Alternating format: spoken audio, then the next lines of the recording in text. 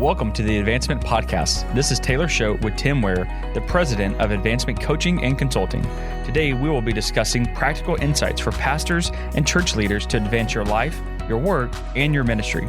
Are you ready to advance? Joining us for a special series on spiritual heritage are Dr. Wayne Lee and Dr. Mike Harper. We'd like to thank our sponsor today, the Lakes Community Church in Rockwall, Texas, and Pastor David Spiegel, where they're impacting their community and making a difference with multiple generations. Well, guys, it's great to be back with you today. And today we're going to be talking about why spiritual heritage is important.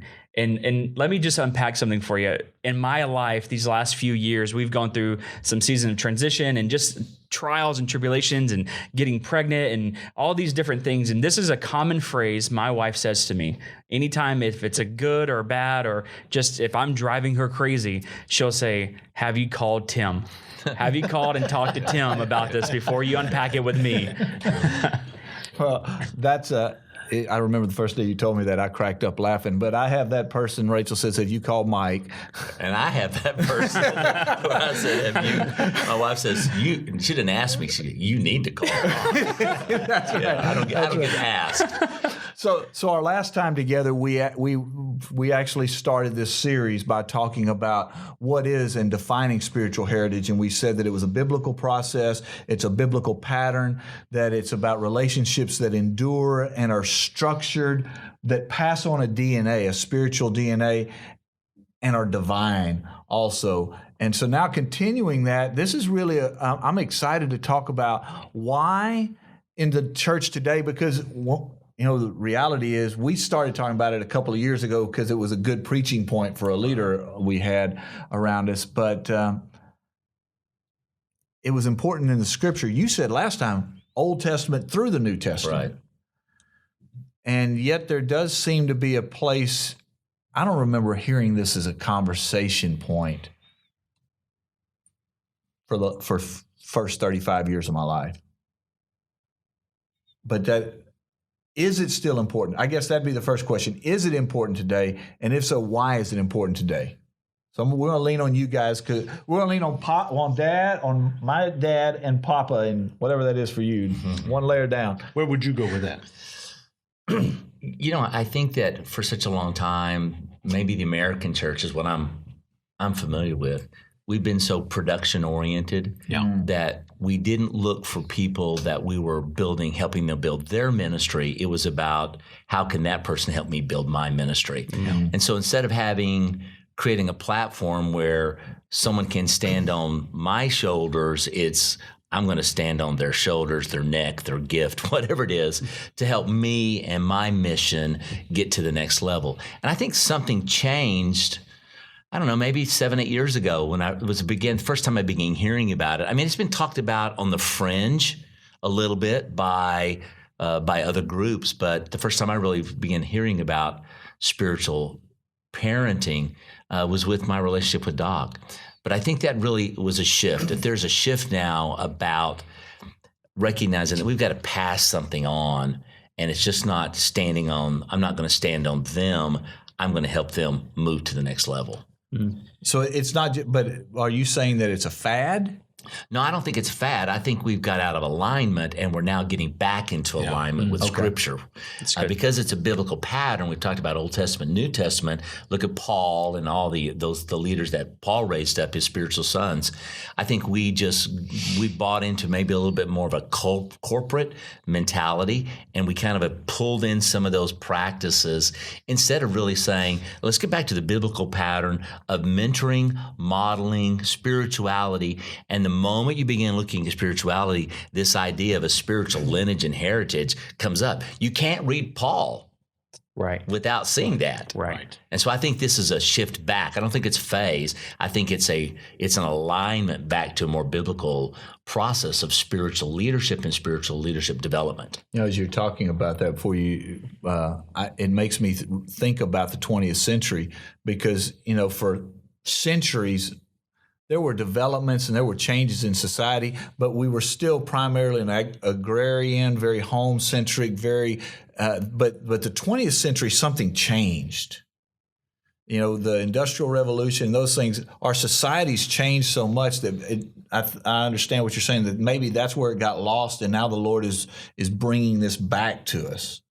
Could it be maybe that with the advent of technology, social media, we began listening to people who had been successful early, and they may not have had a long track record of life. Oh, wow. That's good. And so now we're looking like, man, this guy may be a great author, and he gives me good information, but is this person really a spiritual father to me? And have they been around long enough for me to look at their life and go, this guy, I connect with him. I want that DNA inside of me, not just the data or the information. I think that's what it was for me and Doc. When I connected with Doc, it was like, man, I'd read everybody's books, but I had never had anybody speak to me the way Doc spoke with me. And it really felt authentic. And not for I don't know another word. It just felt right. It felt like, oh, this is what I've been missing. I didn't know I was missing it. And when I stepped into it and the Doc allowed me to step into it, I really moved to a new level spiritually. And so I think it's back to an alignment of a biblical pattern. So it's important today because it brings us back into alignment. I believe so. Okay. What were you going to say, Doc? I think that's excellent. I would think that the philosophy that most ministers use is, I want to throw out this truth, almost like the philosophy of, let me throw the dirt on the wall and see if anything sticks. That was not at all Jesus's philosophy of how to do this. He chose to concentrate on a few, because it's only in those more solid relationships that you can actually deliver something that is going to stick and going to come to fruition. And you can't, if you want to grow somebody or grow the kingdom, it's going to take a while. You can't do it overnight. One teaching is not going to do it. And you can't adjust it if you don't have the relationship. So I am constantly thinking on Mike, what is he going to have to put into his life? What is he going to have to be protected from in order to be productive in the kingdom for a lifetime? I don't want one event. I want a lifetime.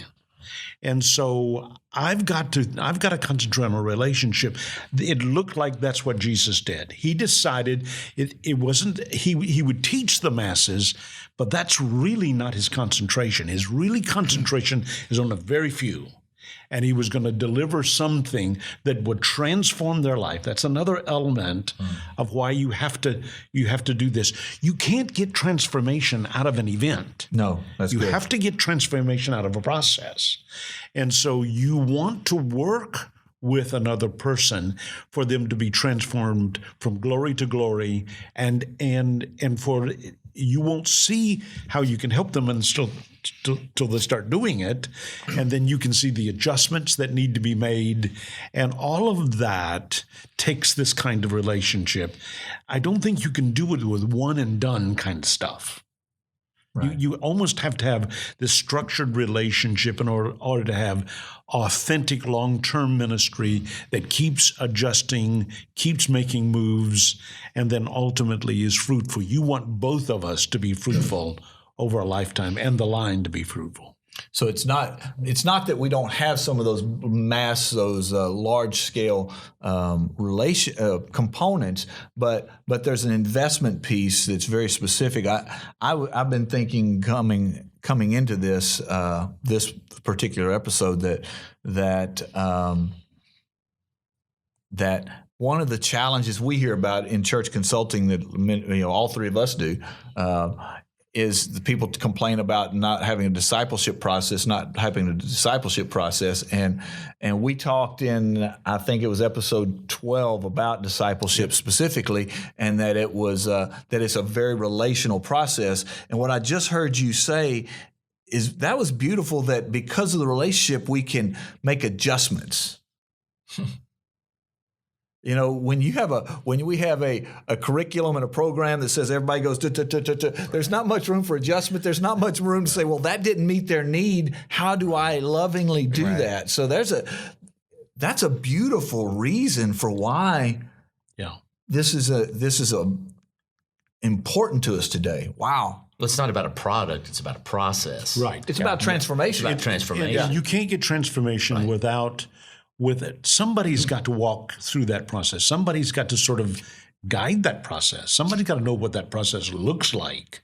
And a mother and a father are constantly looking at their children and saying, what adjustments can I make in order for them to be what God really intended for them to be and what we want them to be?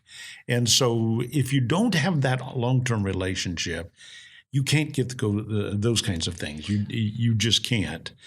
So the transformation is important. And then for me, eternity touches, as you're ministering, touches in three ways in this process. First of all, I cannot give life if I do not have life. So I can't give in him any life if I don't have any. So I've got to keep the eternity of life going in me, the life of God going in me. And then the actual event of ministering to one another, or him ministering, has to have life, and then the people that he ministers to receive life. So another reason for it is you can't get ministry to have its impact if you don't have a relationship where life is being transferred. And again, I'm not the source of that life. God is the source of that life, but he allows me to participate in it. He gives me the privilege of participating in that life. And so I always say eternity it's 3 points. It's in me, it's in the act of ministry, and it's in the people that receive that ministry. And when you're dealing with a spiritual son or a daughter, then you want those transferred. We feel a little uncomfortable in many movements of putting it in those terms, but you want something of God's life to be released in that process. And again, the source of it is God. I don't ever want to say that the source of it is the relationship. The source of it is God, but he wants us to participate in that. But as you're talking about this, I think to myself that because of my relationship with Mike, there's transformation. But there's also just as much transformation because of my relationship with Taylor, that I need relationship both ways for the fullness of the transformation that God's wanting to do in me. So this heritage piece is not just one way. I actually need it both places. Exactly. And I probably actually need some spiritual uncles like you were talking about, that I guess in the last episode, that idea of, but I need them to complete my own part for what God wants to do in me. Because we're still in process. Right. Yeah. Right. Yeah. So it's I don't want that to sound selfish. No, you have to have it that way. Kaylin brought me from the airport today. My statement when I got in the truck was not, let me give you what I have for you today. It was, tell me where you had something for it. It did. Tell me where you are. And then when I heard where he was and what God was doing in his life, all right, tell me about it. So we go for 2 hours, him ministering to me. It is as much strength for him to give it and to rework it in his mind. So it's life to him to give it, but it's life for me to receive it. And I said, this is providential. This moment is providential for me. Wow. And so yes, it works both ways. It has to work both ways because we're always in process, and the life is from God, not from us.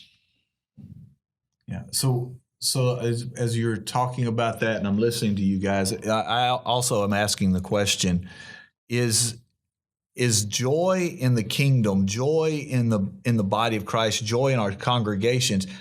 How much of the is tied to our heritage, having those relationships? This is off the cuff thought as you were talking, and you're smiling as you talk about Kaylin and these conversations. Is there a joy piece? Nehemiah, the joy of the Lord. Is there a joy component that that is significant in the kingdom that comes when we acknowledge and we're part of an active, living heritage piece?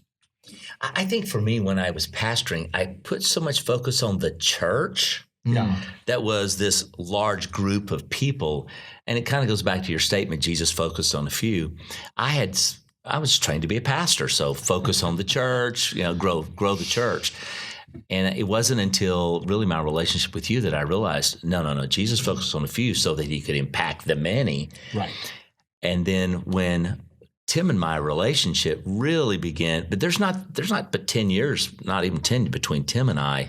So it kind of, at first, kind of felt awkward for Tim to refer to me as like, Mike's my spiritual father. I was like, wow, I don't feel old enough to be your, we're almost the same age, But it wasn't, the joy for me came to see him experience things and doors of opportunity open up for him. And then when he walks into that room, I hear elements of what I've taught him, elements that you've taught me, that I've taught him, and there's a certain amount of pleasure and joy in that, to seeing someone that you've invested in, that you deeply love, you pray for daily, you are committed to their growth in life, to see them flourish in a ministry position. I think it's been one of the most joyful things. It's a joy that I didn't expect. Yes, it's a joy. I think it's that player, when you're a player, sinking that shot, throwing that ball, doing whatever, there's a certain amount of joy there. But there's another level.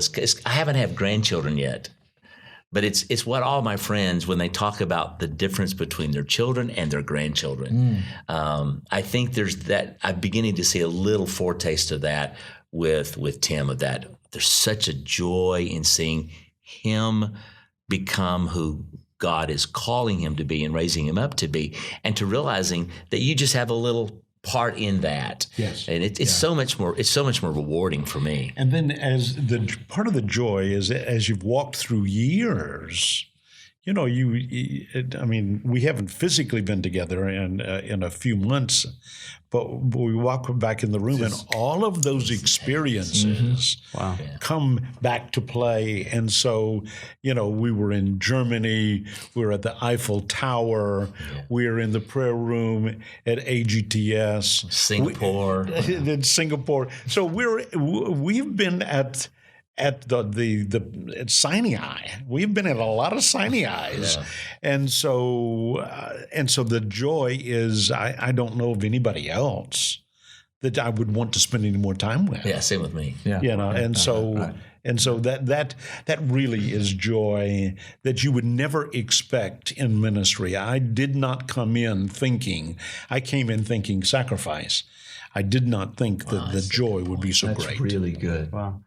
That's really, I think as I hear you talk and I think about our relationship and, all of our relationship, I recently even had surgery, and I called Doc because I wanted to make sure he knew. These guys walked with me, but I called you right beforehand. The reality is, in the local church, there's not just a discipleship dilemma, but one of the great challenges for pastors is this whole care piece and spiritual. If spiritual heritage, if it's in place, those loving relationships can even solve some of the care components that we struggle with in our churches, because we would be, Paul writing says that we should bear one another's burdens. Well, we're bearing each other's burdens already. And if this is part of what's in our churches and part of what we had in our effect, it could lift that whole, a lot of that burden. If I know Doc's praying for me, I have a security, not just to care. I know he cares for me and I know he prays for me. But if I'm going into a tough meeting, I'll call him and go, hey, I know you pray for me every day, but you need to pray right now. Yeah. And I do that with my physical parents. Right. Because I know that they're praying for me. But truthfully, there are things about my ministry that my dad doesn't know about anymore. Yeah. Right. And it's not because I'm trying to be exclusive. It's just season of life where he is, where I am. And Doc is maybe more aware of those day-to-day kinds of things because of our relationship and what that does. but I have a sense of security knowing that I have a Father who loves me, cares for me, prays for me, and when I am in need, I can appeal to. Yeah. And I don't think if you're working for someone and they're not a spiritual father, you don't appeal to them. Right. It's a different request. I don't come thinking he's going to say no. I come believing he's going to say yes, and here's that solution. And so there's a security, there's a care, there's a comfort piece that I don't think I've really articulated until you brought this up. But it really is true for me that having a spiritual father has brought care to my soul. David said, I've killed a bear, killed a lion, built a kingdom, built a palace, but no one cares for my soul. Wow. And I know he cares for my soul. He was going through getting ready to make a major decision, and we were praying about it, 1,000 miles from each other. Yeah. And so the Lord woke me up early in the morning and said, here's what's going to occur, and here's what you need to say to Mike. And so I called him up, and he happened to be in between a flight or something. No, we had a mechanical. I'm flying from one city to the next. The mechanical happens. We make a quick descent, not emergency landing, but a real rapid landing.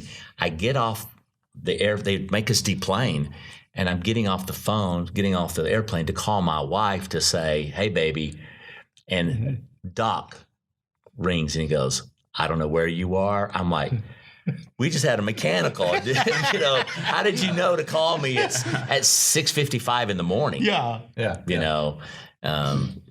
those kinds of things happen. So you realize there's a spiritual connection, but there is a intensity of care, especially in the intersections of life and in the intersections of ministry, that you are going to have to own with one another, and you do it out of joy. It was not.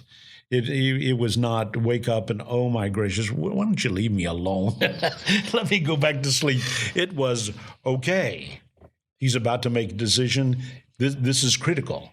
And now we need to at least, you don't demand, you always hold spiritual sons open in your hand because you want them to become strong, and their will can only become strong if it's an open-handed relationship. Yeah, that kind of goes something Tim and I talked about the other day, that I think the reason why a lot of people don't lean into spiritual parenting is because they want to parent spiritual kids and not spiritual adults. Yeah, exactly. I mean, it's easier, and I don't think they recognize. I heard a man by the name of Tony Miller, Bishop Tony Miller, pastors a great church. You're going to have to repeat this in a minute. You know that. Yeah, well, he talks about that there's a cycle that as a parent, at first you lead your child in adolescence through commands, and then you lead them through counsel when they hit that teenage years, and then as an adult you lead them through concern, right?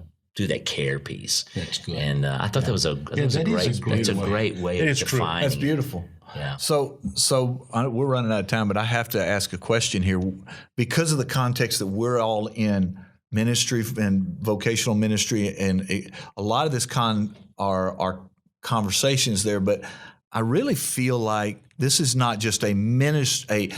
When we talk spiritual heritage, I don't think it's just a process for ministers. It feels to me like it's also a congregation. I mean, this is a pattern that can affect people who are in the pew and in the congregation. It's not just. It's not something reserved just for us. No. It should occur in the church. There should be spiritual fathers and mothers in every church, and I don't think we give enough attention to it.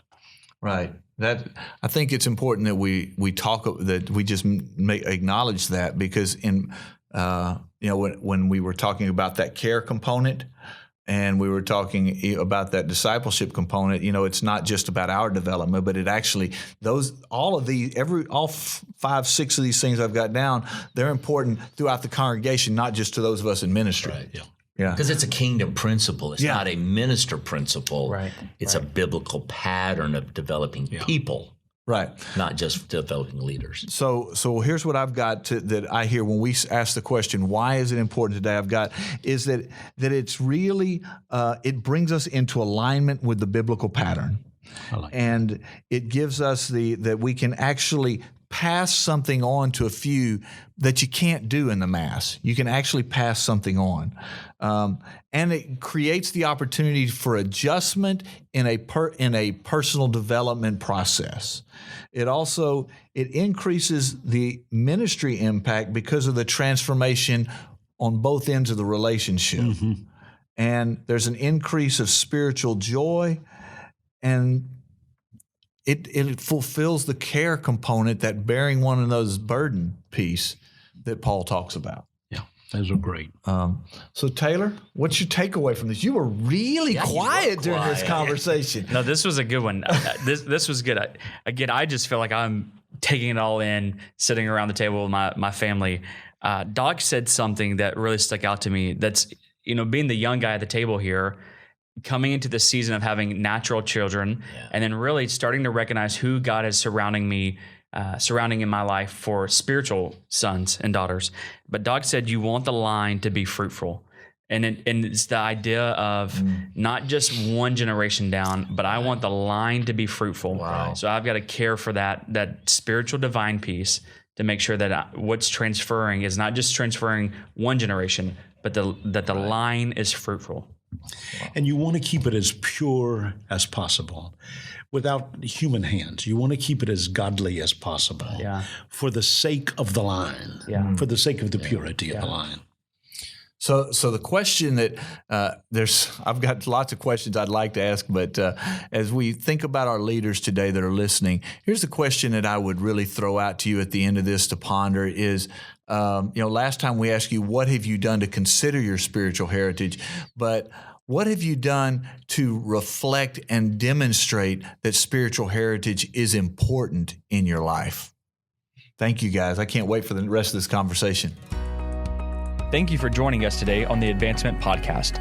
The show notes are available on our website at www.advancement.cc, along with other resources. Again, this is Taylor Schode on behalf of Tim Ware and the entire Advancement team. We want you to remember that you are meant to advance.